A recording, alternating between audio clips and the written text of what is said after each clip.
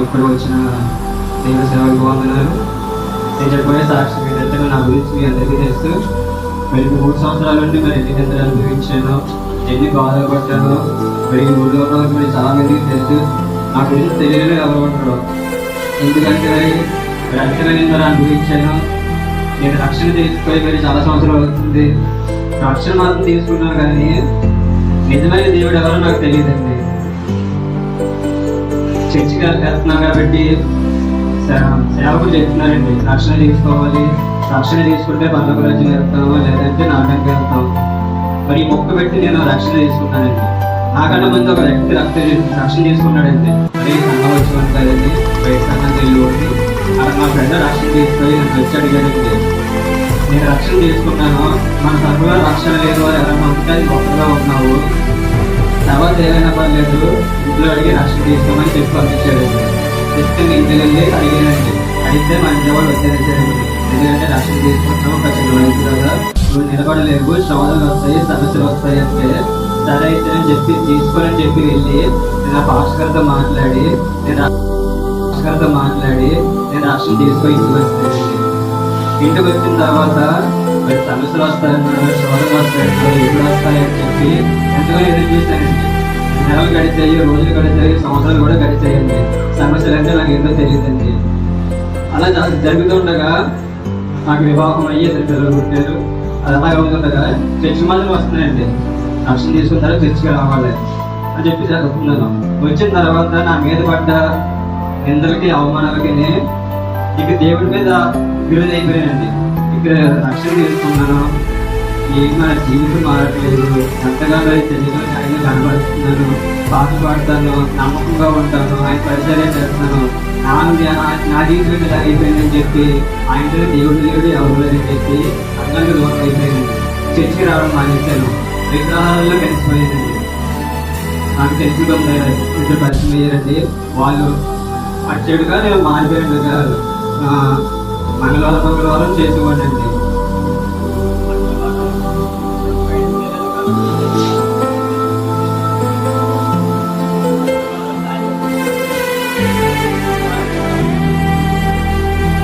వారానికి 3 రోజులు చేసేవాడండి. వారం వచ్చి 200-300 వచ్చేయండి సోమవారం వారానికి. కానీ నా దగ్గర డబ్బులు ఉండేవి కాదండి. డబ్బులు ఉండకుండా ఎవరో ఒకరిని అడిగి చేసి అవి కొనేసి పూజ మాత్రం చేసేవాడండి. విగ్రహాలను చేసేవాడిని, విగ్రహాలు మాత్రం మానేవాడిని కాదు. అయినా సరే విగ్రహాలు చేసుకోతే నా జీవితం మారిపోయిందండి. జీవితం మారిపోయిందంటే సంవత్సరం నేను చేసేదండి. ఒకప్పుడు ఇప్పుడు కాకపోతే అయిపోతే నా జీవితం మారుతుందని చెప్పి అలా విగ్రహాలు చేస్తూనే ఉన్నాను. కానీ నా జీవితం ఎటు మారలేదండి. ఇంకా అప్పులు ఎక్కువైపోయి, సమస్యలు ఎక్కువైపోయి, శోధనలు కూడా ఎక్కువైపోయింది. అప్పులు వస్తే ఇటుపక్క తాళం వేసి బ్యాంకు నుండి తిరిగేసి ఆ కోట నుంచి లోపల ఉండిపోయి నేను వెళ్ళండి. బయటకు వస్తే తాళం వేసిన చెప్పి చూసి వెళ్ళిపోయేవారు తప్ప లోపలికి వచ్చేవారు కాదండి. అలా చేస్తుండగా రాత్రి 1 గంటకి 2 గంటలు కూడా వచ్చేవారు అండి.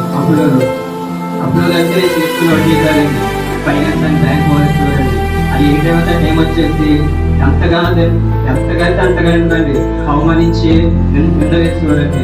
ఆ అప్పులైన తీర్చుకోలేక ఆ గదిలోనే ఉండిపోయి ఆయన వెళ్ళిపోయిన తర్వాత బయటకు వచ్చి తిరగవండి.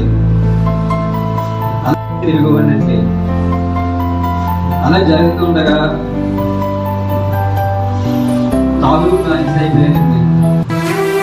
నాకు తాగుడంటే ఏంటో కూడా తెలియదండి. ఎన్ని బ్రాండ్లు ఉన్నాయో అన్ని బ్రాండ్లు కూడా కలిసిపోయి తాగేసుకోవాలండి.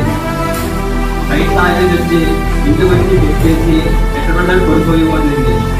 అలాంటప్పుడు కూడా నాకు తోడుగా ఎవరు లేదండి. కొత్తగానే జీవించానండి.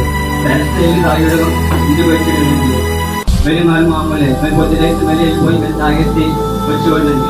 ఆ పనికి వచ్చే డబ్బులన్నీ కూడా అలాగేనండి తాగుడికి వచ్చేసేవాడిని, విగ్రహాలకు వచ్చేసేవాడిని. కానీ ఏదైనా నా జీవితం మారలేదండి. ఫ్రెండ్స్ అంటారండి. ఫ్రెండ్స్ నాకు ఇన్ని బాధ వచ్చిన తర్వాత ఒంటరిగా ఉన్న తర్వాత ఏ ఫ్రెండ్స్ కూడా సాయంత్రం రాలేదండి. నేను ఎక్కడైతే వాళ్ళ దగ్గరికి సాయం పెడతానని చెప్పి నాతో కూడా మాట్లాడడం మానేసుకోవాలండి.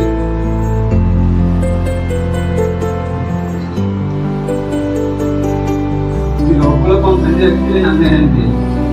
కానీ వాళ్ళు కూడా నాకు నిలబడలేదండి. నా దగ్గర డబ్బు లేదని, కష్టపడితేనే తినాలి లేకపోతే లేదని చెప్పి వాళ్ళు కూడా వదిలేసి వెళ్ళిపోయారండి. నేను నాకు ఇద్దరు బిడ్డలండి. అలా జరుగుతుండగా నేను ఏమైపోతానో అని, ఎక్కడైతే ఆత్మహత్య చేసుకుంటానేమో అని ఈ నిందలకి అవమానాలకి మరి నాకు ఒక్క దేవుడు తోడుగా ఇచ్చాడండి, మా అమ్మగారండి. మరి అందరూ చేస్తే సరే మరి కన్నా పాపానికి మాత్రం మా తల్లిగారిని నిలుపుకోలేదండి. మా నాన్న కూడా నన్ను కట్టించుకోవడండి, మా నాన్నగారు కూడా నన్ను విడిచిపెట్టాడండి. ఏదో రకంగా అవమానపరచలేదండి. కానీ చిన్నప్పటి మా అమ్మతోనే పెరిగిపోయిందండి, మా అమ్మకాలే తిరిగేదండి. మరి అలాగే మరి మా అమ్మ మరి ఎక్కడో దగ్గర అప్పు చేసి ఆ బెడ్ ఫైనాన్స్ అని ఆ ఫ్రిడ్జ్ ఫైనాన్స్ ఎవరితో వాళ్ళకే సమాధానం చెప్పి వాళ్ళ రోజున ఇస్తామని చెప్పి ఒప్పుపోయి మధ్యలో ఉండి మా అమ్మ పంపించిందండి. వాళ్ళిద్దరు కూడా మరి ఎంతగానో నాకు తోడుగా నిలబడి ఎవరు లేకపోయినా సరే మేము ధైర్యం చెప్పేవాడండి. నేను మాత్రం ఫ్రెండ్స్తో తాగొచ్చిన తర్వాత పడిపోతే నా కూతురండి మరి తనే మరి ఎంతో ధైర్యం చెప్పేదండి. మరి అమ్మ మమ్మల్ని వదిలేసి వెళ్ళిపోయింది, అమ్మకు మేము వద్దంట, నువ్వు వద్దంట, మరి నువ్వు కూడా వెళ్ళిపోతే నీకేమన్నా వచ్చి మరి మమ్మల్ని ఎవరు చూసుకుంటారని చెప్పి ఆ బిడ్డ మరి నన్ను ఎంతగానో మరి ఓదార్చి నాకు ధైర్యం చెప్పి ఎలా ఉన్నారంటే మరి ఆ కూతురండి ఎంతగానో మరి ఓదార్చిందండి. తాగేసి పడిపోతే ఆ మొక్కలు పెరిగి స్నానం చేయించిందండి. చిన్న పాపండి పడిపోతే ఆ మొక్కలు పెరిగి స్నానం చేయించిందండి. చిన్న పాపండి ప్రతి చూస్తే ఎంతమంది బాధపడి తర్వాత ఇట్లానే వేడితేనండి. అలా జరుగుతుండగా ఒక పిచ్చ ఉపద్రవాలు జరుగుతున్నాయని చెప్పి ఒక ఆయన పిలిచారండి. పిలిచిన తర్వాత చర్చ మానేస్తానండి, ఎవరో ఇష్టం లేదు, దేవుడు అక్కడ ఉంటేనే ఇలా జరుగుతుంది నా జీవితం అని చెప్పి అందాం వచ్చిందని చెప్పి ఆ లాస్ట్ రోజు వెళ్ళానండి. లాస్ట్ రోజు వెళ్ళిన తర్వాత ఆ సేవకుడు వెళ్ళిన వాక్యాన్ని విని, చెప్పిన వాక్యాన్ని విని ఇంటికి వచ్చి ఆ ఒక్క ప్రార్థన చేసుకున్నానండి. ప్రార్థన చేసుకొని నువ్వు నిజమైన దేవుడు అయితే నా జీవితాన్ని మార్చు, ఎందుకంటే ఇప్పుడు నేను రక్షణ పొందాను, ఎవరో నాకు తెలియదు, నువ్వు నిజమైన దేవుడు నాలుగు చెప్తే నేను విన్నాను తప్ప, నీ సువార్తను విన్నాను తప్ప ఎప్పుడు నిజ రక్షకుడు నేను అంగీకరించలేదు, నేను నిజమైన దేవుడు అయితే నా జీవితాన్ని మార్చు అని చెప్పి ఆ రోజు నైట్ ప్రార్థన చేశానండి. అన్నిటికీ ఆ రోజు ప్రార్థన పడుతున్న తర్వాత అలాగే నా కుమారుడా ఈ కుడితే నాకు ఇప్పి ఇది నేను నిలబెడతాను, ఇన్ని సమస్యలున్నా ఇన్ని శోధలున్నా లేకపోతే నేనని చెప్పి ఆయన హస్తాన్ని నాకు ఇచ్చారండి. నా హస్తాన్ని ఆయనకి ఇచ్చానండి. ఆ రోజు నుండి నేను ప్రార్థన చేయడం మొదలు పెట్టానండి. ప్రార్థన చేస్తూనే నేను ఏం చేయాలి, నువ్వే నిజ దేవుడు అని విగ్రహాలను చేస్తాను, లేదా తాగుడు బాగా చేయగలను, వీటన్నిటి నాకు విడుదల కలిగించి నువ్వే నేను నమ్ముతున్నాను కాబట్టి నేను ఇప్పుడు ఏం చేయాలని చెప్పి ఆయన ప్రార్థనలు అడిగానండి. ప్రార్థనలు అడిగినప్పుడు నా ఒకే చూపించారండి. ఆయన నాకు ఈ సంఘం చూపించారండి. నేను ఫస్ట్ కూడా వచ్చింది ఈ సంఘానికి అండి. కొన్ని చెప్పుకొట్టిన మాటలు విని సంఘానికి దూరం అయిపోయానండి. కానీ సంఘం చూపించిన తర్వాత నేను రావడానికి ఇష్టపడలేదండి. ఆ సంఘంలో నేను మానేసాను, నేను ఆ సంఘానికి నేను ఎందుకు వెళ్ళాలని చెప్పి దేవుడితోనే మాట్లాడుతున్నానండి. ఎన్నిసార్లు అయినా సరే సంఘం మాత్రం చూపించాడండి, హాస్పిటల్ చూపించాడండి. అయినా సరే నాకు రావడానికి ఇష్టం లేదండి. ఎందుకంటే ఒకసారి సంఘం మానేసిన తర్వాత సాధారణ ఎవరు కూడా సంఘానికి రానండి.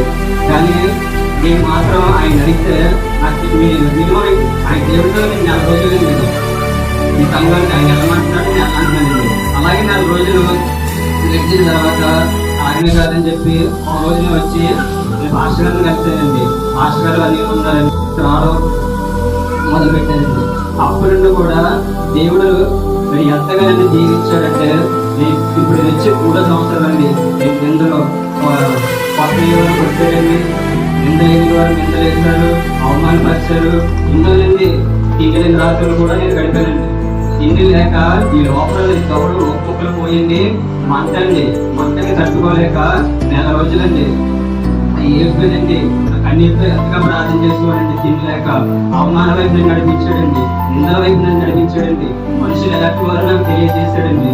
మొత్తం అన్ని దాంట్లోని ఈ లోక ప్రేమంతా వ్యర్థమని చెప్పి ఆయన నాకు తెలియజేశాడండి. ఈ మనుషులు నమ్మానండి, నేను దేవుడు ఎప్పుడు నమ్మలేదు, మనుషులు నమ్మి నేను మోసపోయానండి.